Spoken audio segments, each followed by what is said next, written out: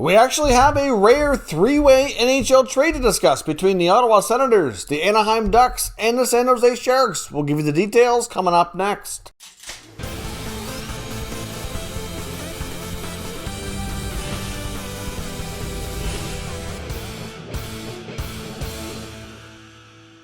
So welcome back to another video here at Top Shelf Hockey. Now, as I mentioned, we actually have a three-way trade to discuss. It's not something you see very often. I mean, sometimes you can kind of break this down into two separate deals, but essentially it's three teams getting together, swapping a variety of assets to all come out with a bit of a desired outcome here. So essentially the Ottawa Senators are trading defenseman Christian Jaros. Now Jaros was a defenseman who had basically a full season in the NHL a couple years back when Sens were coached by Guy Boucher.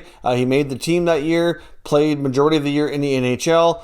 He's got a couple parts of seasons as a call-up where he's played a limited amount of NHL games. So he's got like 3 pro years, so almost equivalent of 2 years in the American League as a right shot. A pretty decent defender, really. I thought maybe he could have continued as maybe a third pair guy, but they have so many young prospect defensemen that they're trying to make room for. And then, of course, they brought in more veterans than I think they need as well, in my opinion as well, but still, like, they have more than they need. So Jaros goes off to the San Jose Sharks. And the San Jose Sharks send defenseman Trevor Carrick, who was a 2012 pick of the Hurricanes, played in the Hurricane system for 3 or 4 years pro, mostly at the American Hockey League level, a little bit of NHL action. This year he's been with the Sharks, so now he goes from the Sharks over to the Anaheim Ducks. And then the Ottawa Senators receive a 2022 7th round pick from the San Jose Sharks and a young prospect left winger, Jack Kopaka. Now, he was a 2016 4th round pick from the Anaheim Ducks. So this kind of accomplishes a little bit of something here for everybody. Of course, like I said, the Senators have way too many defensemen, especially ones that can play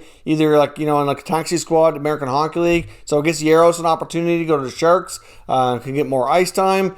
Carrick's a guy, he's the oldest one of the bunch here, who's basically going to be a career minor leaguer for the most part, but has enough experience that he could be a call-up or go to the taxi squad if necessary. And then you get the Senators get themselves a left-winging prospect who can go to their affiliate with the Belleville Senators and be more productive, and instead of having more defensemen there, they can get more ice time. So we've seen the Sens move out now a couple of defensemen from 3, 4, 5 years back that have been drafted. We saw Max Lazar go earlier in this offseason as well. Guys that have had a taste of NHL action, have seen basically the equivalent of about 1 season at the NHL, and just don't fit into their long-term plan. So obviously we'll see if any of these players get more of an opportunity in their new destinations. Not by any means a big shocking mega trade or anything.